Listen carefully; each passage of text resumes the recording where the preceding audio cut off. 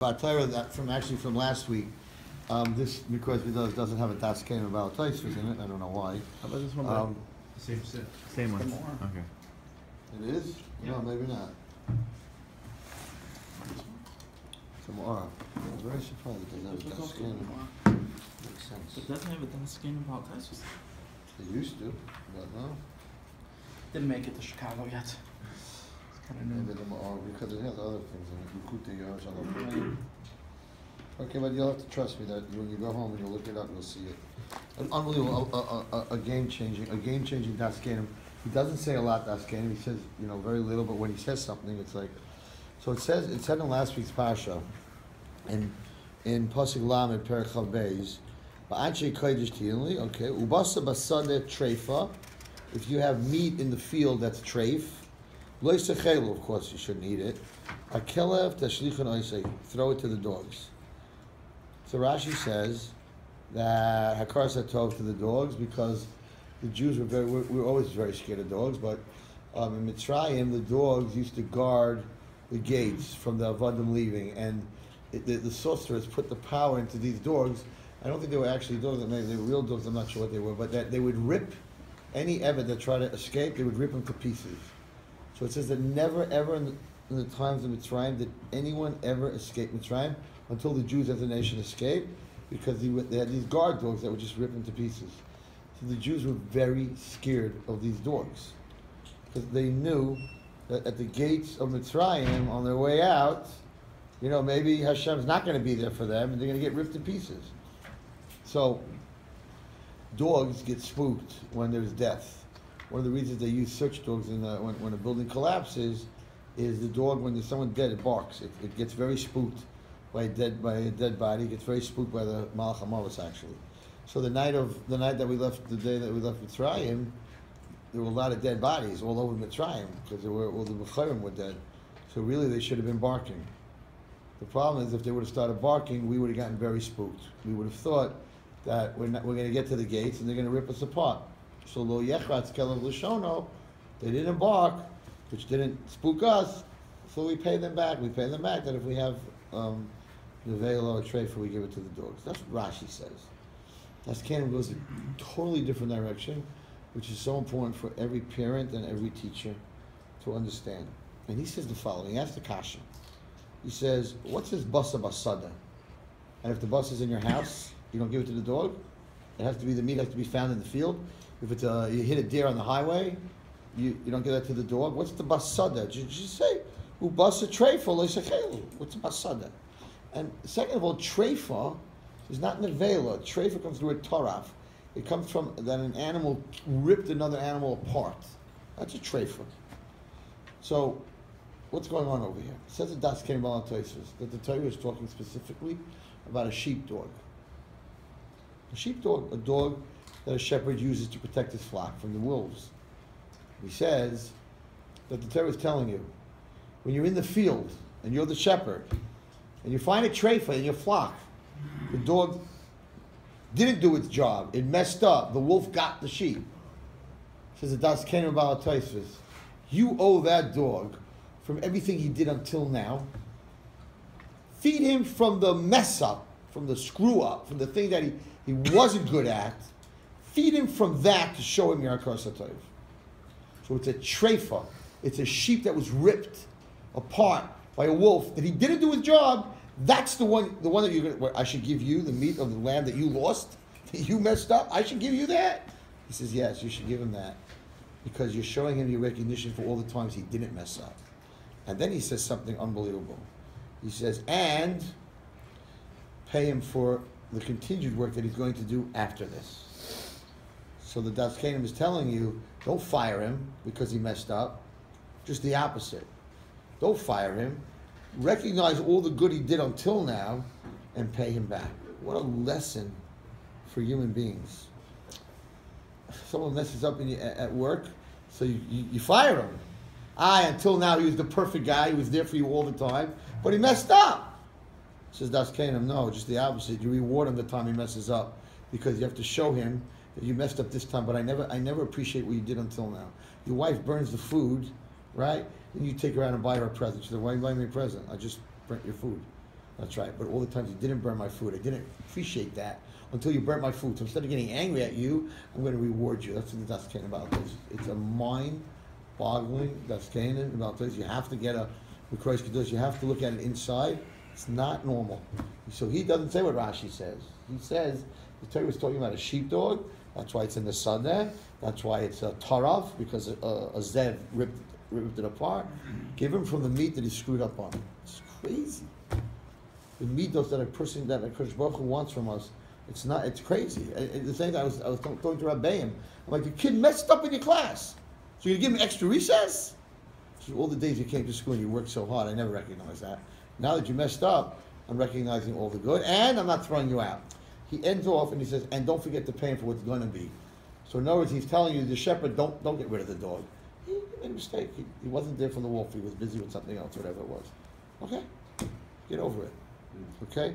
That's You're saying that you take it for granted all the time is good. That's what you're saying. Right, You're saying right. we're taking When it he for messes granted. up and there's a dead sheep, Then you realize right. how good he was. Right. And you have to show him appreciation. Don't whack him on the head. You're actually giving him from the sheep that's dead. You lost. You're like, you just lost the sheep. Right. I'm not giving that to you. You didn't do your job. No, specifically give it to him. Huh? That's how Hashem treated us. For sure. We every morning he gives us life. We slap him around the whole day long, and then he gives us life the next day. 100%. I said that's a riot. The sheepdog doesn't learn to ignore the wolf after that. Right. Well, I was thinking to myself now. Every time he lets the wolf eat, he gets to eat the. Right. Yeah. That's to eat the sheep. A downside. little enabling Right. over here. Right. We're enabling. Well, I guess that's kind of saying that on that level you're not enabling. I thought you were going to say that the wife has to eat the burnt food. I thought that. So there's a. It brings it down, by the way. There's a What? whole thing about that. Oh, where did I see that? If a wife burns it, there's 3 levels of a woman. She burns the food, so she splits it with you. She where's that? What time is that? Gemara? She cooked 2 things. One got burnt, one did not. So it says an isha tova. An isha tova eats the burnt food. Eats the burnt and food. gives you the good food. An isha baininess Splits both. splits. You get half the good and half the bad. An isha raw eats the good and gives you the bad. So I think it's a Gemara. But the fact, you know, everything's about shut. I always say it before I say something. It should be what you need to hear, not what I need to say. So you just brought this up from left field. I have to tell you something amazing. There's a 3-way machlokes why you're allowed to divorce a woman. Beis Hillel, Beis Shammai says. Okay, Rabbi Akiva I know says if you find a prettier one. The Shammai, hold on Did he one also say second. if you burn the soup? Huh? Even if you burn the soup? One says if you One want, burns I was after, who says it? Beis Hillel? One second. Beis Shammai says. One second. Beis Hillel. It works the opposite than you think. He says if you find a prettier woman. Rabbi Akiva, who's the 3rd one, says if you find a prettier woman. You find a prettier woman, get divorced. Beis Shammai says if you burn the food. So again, if Beis Shammai says if you burn the food, what's the 3rd one? Or if you find something maguna, if you find right that she's not immoral. Immoral. She's Rashi says right. much maguna. So Passions of immoral. immoral, right? So again, Rabbi Akiva says if you find someone more beautiful. Yeah. Beis Hillel says if you find something maguna. Beis Shammai says no. Beis Hillel says if you burn something. Beis Shammai says if you find something maguna. It's really usually the opposite. Rabbi Akiva, how could he say that if you find a prettier woman? He says, what's Klal Gadol B'Torah? V'ahavta l'recha kamocha. So just because you found a prettier woman, you should get divorced? Of all the 3, he should be the one that says if she committed adultery, but of all the guys that have to l'recha kamocha, you found someone prettier, you're allowed to divorce her? It doesn't make any sense. The teretz is amazing. He says the following, Rabbi Akiva said like this. If a woman gets divorced, so people are going to say, if you're going to go into Beis Hillel, Beis Shammai, either she burns her food, or she's immoral, right? So who's going to want to marry her again? Comes Rabbi Akiva. Rabbi Akiva says, why could a person get divorced? Because he found someone prettier. So who's the bad one in that? The guy's, what are you looking at other women for? The guy's the bad one.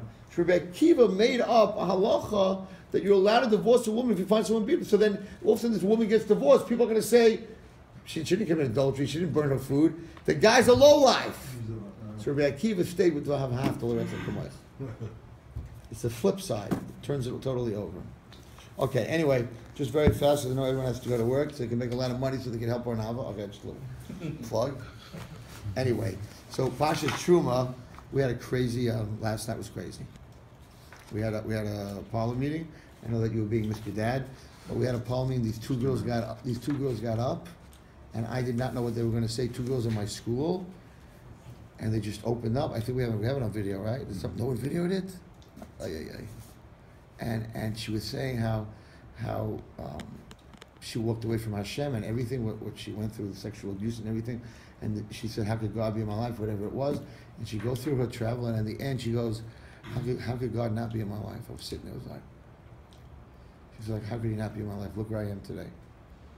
And there was another girl in the video that she said something amazing. It was a little lost. I don't think anyone heard it. She said she's anorexic. She's a girl in our school. She's anorexic. She's had liver failure. She doesn't eat anything. She eats 100 calories a day. It's crazy. It's not normal. She mom looks like a Holocaust survivor. And she says on the tape, she goes, I came to the conclusion that if God created me, I must have some value. It must be worth something. Why would he create me? Something. Well, for some, she's alive and it's a struggle. Anorexia. Sexual abuse is a life sentence. Anyway, this week's parsha says the following: Dabra b'nei Yisrael v'yichlu li truma. So first of all, everyone knows the kasha. Why does it say v'yichlu? It should say v'yitein li truma. Don't take a truma, give me a truma. It's a very, very beautiful vart that when you give tzedakah, you take more than what you give. When you help somebody, in the end, it's not v'yitein. You think you're giving. In the end, when you give, you feel so good about it, or you help somebody. In the end, you're taking. You're taking from me a truma. You think you're giving a truma. You're not giving a truma, you're taking a truma. Okay. And the pasuk says, what should you take, right? It repeats it again. It said already that you should give a truma. So we all know the pshat is that before Hashem says, Zav, Kesef, and Nechoshes, and all these other things, Hashem says, I don't want anything unless you first give me your heart. That's what I want. I want you, when you give something, I want you, it's brought down that how did Moshe Rabbeinu know if everybody gave gold, right? All those guys in the rules gave gold. One guy gave it because he loves Hashem. The other guy was peer pressure because his friend gave. The other guy felt like forced, like what if you, right? So how did he know where to put the gold? So it says that he had Ruach HaKodesh for Moshe Rabbeinu. And the person who gave it because he wanted to love Hashem, he put it in the Aron HaKodesh, right? And the person who gave stuff, because he put it on the bottom of the crushing, the Adanim, right? So that's what Hashem wanted. The most important thing to Kadosh Baruch Hu was that you give it with your full heart. And I was throwing a sefer last week that both Beis HaMikdashes were destroyed, but the Mishkan was never destroyed. You know, the Mishkan was folded up and hidden. How come the Mishkan wasn't destroyed? She says because the Beis HaMikdash was a tax from Shlomo Melech. He had a tax, and they built Beis HaMikdash. It wasn't Yidveno Libo, neither one of them. Herod built the other one. It wasn't Klal Yisrael, Yidveno Libo. Something that's Yidveno Libo is forever. And that's why the Mishkan was never destroyed. When a person gives from Yidveno Libo, I told the boys this morning in school that we put on a Tulin Shel Yad first, and we take off our Tulin Shel Yad last. Why? Because Nasiv and Nishma. You first do, and then you think about it. That's the main thing is Maisa. But the question is, why is the tefillin box noyat opposite your heart, right? And the answer is that the Maisa, Tefillin Shel Yad represents Maisa. The Maisa has to be done with your heart. I don't know what lefties do because it's on the other side. I don't know exactly, right? But I guess it's opposite. It's a moment, whatever. It's opposite your heart. But that is the most important thing. The most important thing. And it doesn't only mean money. It doesn't only mean money. Anything that you give Hashem, you daven, you learn, not because someone else is learning, not because you want people to say good things about you, but you're doing it because it's a mitzvah, and you give your heart. It's forever. You won't stop learning. If you're learning for a reason and the reason disappears, you'll stop. If you're doing a mitzvah for a reason and the reason disappears, you'll stop. But as Yidveno Libo, anything, it doesn't mean only giving tzedakah. Anything that you completely give your heart, it's forever. The Mishkan was never destroyed. It's folded, it's somewhere, it's hidden, but it exists. And that's a very important lesson that we learn. All the other stuff, all this other stuff doesn't come before Yidvan Oliva, it comes after Yidvan Oliva. So I told a story, and we'll end with this. I told a story about Yidvan Oliva. I don't know, this is the first place I was. I came to Chicago the first time. David invited me. I got off the plane. We came here. We were sitting in here. We had sushi. Remember all the sushi we had here? We had a lot of sushi. Remember that, David? You had a whole thing of sushi. Government cuts. It's tough times right. It's tough times, right? You got. But anyway, so now it's too early to sushi anyway. Who's eating sushi right now? So herring would be fine. Yes, herring would have been good. Herring with kichloch. We'll chill and cook. I'll come back for lunch. That's not a problem. We can do this. You mean you guys don't have that every Friday? We used to. Yeah. Okay. So his wife got involved. I hear you. No, right, not so healthy. Not so healthy. Salad. Yeah. For your heart. Yeah. I told him back. I told the boys this story this morning. It's I'll tell you afterwards where it is because so it's written down. I saw it in a book in the Sefer, and it says that there was a king, and he wanted to know if the people in his kingdom loved him, but he knew if he asked them, they're going to say yes. So he got dressed up as a pauper, as a poor man, and he went from house to house, and he listened by the window what they were saying. And in every house he heard, the king is mean, the king gives too many taxes. Mamish, everybody hated him, and he was very tzibrochen. And the last house was at the edge of the town, and it was a broken down shack. Very poor person lived in there, and he looks in the window, and he sees this guy dancing around the table. He's got a glass of wine with some pita and some china and some salad, dancing around the table. He's singing. So the king puts his ear to the window, and he hears the guy singing, "Long live the king! The king is the best! I love the king!" He's like, that's strange. This guy has no money. So he looks like a poor man. He knocks on the door. The poor man opens up, sees another poor man, invites him in. "Can I give you some pita? Can I give you..." He says, "No." He says, "I hear you singing a song. I'm like, what's the deal with this?" He goes, "Listen," he says, "I'm a very poor man. Every day I go to work, I fix things. I'm a fix-it man. I make 6 shekel. I have food, I have wine, I have a roof over my house. This king is amazing. He gives me the ability to live here. I love him." It's okay. He leaves. He's like, "I don't know if this guy really loves me. I think it's about his money and his whatever that he had. Let me see if he really loves me." So he goes back to the palace and he gets dressed and he puts out a rule. No one's allowed to hire any fix-it man. Let's see if he really still loves me. So the guy never goes out to work and no one's hiring him. They're like, "The king said we can't hire you." And he doesn't have anything to eat. So on his way back to his shack without any food, he sees a sign. And the sign says, "Looking for help to clean the barn." He goes to them, he says, "How much you paying?" He says, 6 shekel. He goes, "Perfect, that's what I spend every day on my food." He gives him 6 shekel. King comes back figuring he's going to be laying in his bed depressed. He looks in the window, the guy's dancing again. He walks in, he says, "What are you dancing about?" He says, "You're not going to believe it. The king stopped the fix-it thing, but I got another job, cleaning a barn. I got my 6 shekel. I'm happy. Long live the king." He goes, yeah, okay, we'll see." He goes back, he makes a law. No one's allowed to hire anyone to clean their barn. He comes back the next day for his job. They're like, "Sorry." The king said no one's allowed. He's like, "Something's wrong here. I had that job, now this job. Okay, I don't know." He's all depressed. He's on his way home. He sees a rich man chopping wood. He walks over to him. He says, "You're such a rich guy. What happened?" He goes, my worker left." He says, "You want me to do it?" He goes, "Sure. How much did you pay me?" 6 shekel. Perfect. King comes back, sees him dancing again. He's like, "What's going on here?" "I got a job as chopping wood." Puts out a law, no chopping wood. Comes back to the guy, "I have no job for you." He's like, "Wow, this is crazy. You know what? I'll join the army." He goes to the army. He joins the army. "How much you guys pay a day?" 6 shekel. Perfect. He's dancing again. King looks inside. "What's going on?" He says, "I joined the army." "I'll teach him a lesson." Puts out a rule that the army pays once a month. So he comes back to the army the next day for his money after he works. He says, "Where's my 6 shekel?" King made a rule. He's like, "What is going on? Every time I get a job, he takes it away from me." He's very, very tzibrochen. He's on his way home. He's starving. He's like, "What am I going to do?" He says, "You know what? I'm a fix-it man. I have a sword." He's a soldier. "I have a sword from the king. All the soldiers got a sword.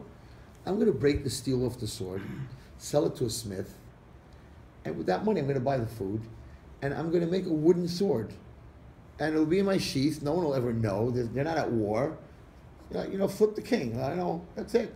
Well, if I get caught, I'm dead. It's punishable by death." So he breaks it. He sells it. He makes a wooden thing. He puts it in the scabbard, and he's home. The king comes back. He's dancing again.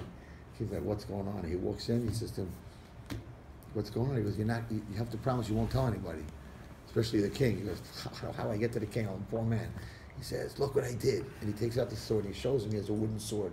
He says, I broke the steel and I sold it. He goes, oh, that's interesting. Okay. He walks out. Now I got him. Because I know what he has here. He says, he goes to the prison. This is when I tell you who wrote the story, it's not normal. He says, I'll go to the prison. He goes to the prison. He says, any executions? They're like, yeah, we have a guy on death row. He goes, perfect. He says, I want in 2 days, I want you to call everyone together. We're doing a mass, the whole country in my courtyard.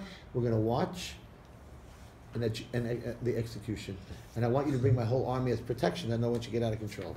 So they're all there, the whole nation. The guy's with his hands behind his back, his head on the wooden block. And the king sees the poor man, and he's dressed in a soldier with a sword, everything. You, come here. The guy walks up front. He says to him, did you ever kill a man? Nope. The poor man, nope. He says, well, here's your first. Chop his head off. And he's like, sort of, he has a wooden sword. He's going to pull it out. He's dead. So he thinks to himself, and he says, you know what? I'm not going to die over this. I'm going to get up, and I'm going to tell everyone, I'm a very poor man. I have nothing. I used to make 6 shekel a day. I had a job fixing things. The king took my job away. Then I had a job cleaning a barn. He took that away. Then I had a job chopping wood. He took that away. Then I was a soldier. He took that away. So you know what? Yeah, I broke the steel of my sword because I was starving. But it's not my fault. It's his fault. But this guy loved the king. And he knew if he did that, all these people would say, what kind of king? Yeah, we're right. He is a miserable guy. Look what he did to this poor man. And he could not do that. And the king's sitting there and he wants to see, what's this guy? I know it's wood. Let's see what he does. And he turns to the king and he says, can I speak to everyone for a moment? The king's like, yeah, he knows he's getting, sure. And the guy gets up. He says the following. You know we have the greatest king that ever existed. And the man that's about to be executed was found guilty of whatever it was. But it's possible for there to be human error. And it could be that the 3 judges that found him guilty were wrong. So I'd like to say a prayer in front of all of you.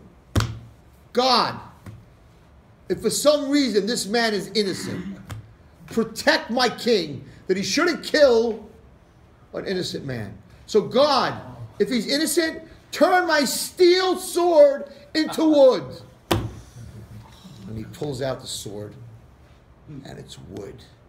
And everyone falls on their face and start bowing down to the king. Look what God did for the king. Long live the king. We were all wrong about you. You're great. You're amazing. Look at this miracle. And the king is sitting there. And he's looking at this guy. He says, come here. I was the poor man that came to your house every night. I was the guy that took away all your jobs. I was just testing you. You are truly my best friend. From now on, there's no pita and there's no shack. You live in my house. You're with me all the time because you're the one that I could trust more than anyone else. In the Sefer, my Shir Yisrael of Nachman Breslov in the back, he has his Mashalim. This is his Mashal. Klal Yisrael, we have a choice. One Beis HaMikdash, the next Beis HaMikdash, Spanish Inquisition, Crusades, 6 million Jews. Every time God gave us something, He took it away. We had a Beis HaMikdash, He took it away. Another Beis HaMikdash, took it away. We were doing good in Spain, took it away. We were doing good in Europe, took it away. Like the poor man. Every single time we had something, He took it away. To see if we really, really, really, really love Him in the end. Are we going to point fingers and say, Golos, you know why we're suffering? It's your fault. 2,000 years, you put us in jail, it's your fault. But if a person is a relationship with HaKadosh Baruch Hu, is a yichuli truma, what's the truma that you give HaKadosh Baruch Hu? Your heart, your love, then in the end, you will never point fingers at Him, but just the opposite.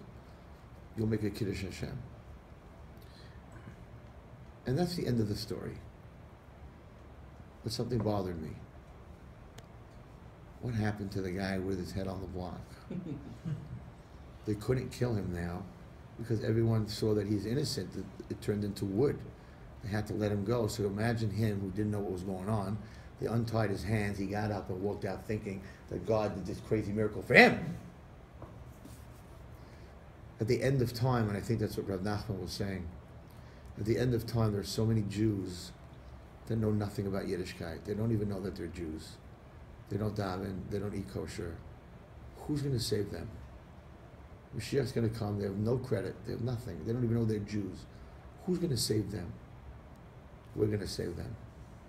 Because if the Jews live the way we're supposed to, and we're a Kiddush Hashem to the Goyim, there's no way that God could kill them without them all saying, I understand, how could God kill 4/5 of the Jews?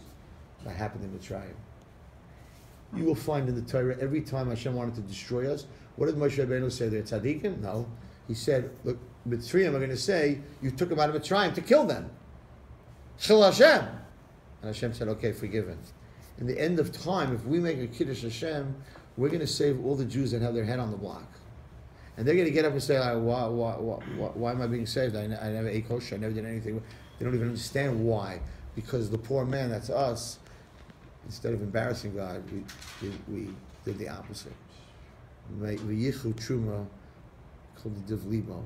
The real truma is when the person gives his heart to Hashem. That's the real truma. May we all be zeicha to see that day when Mashiach comes.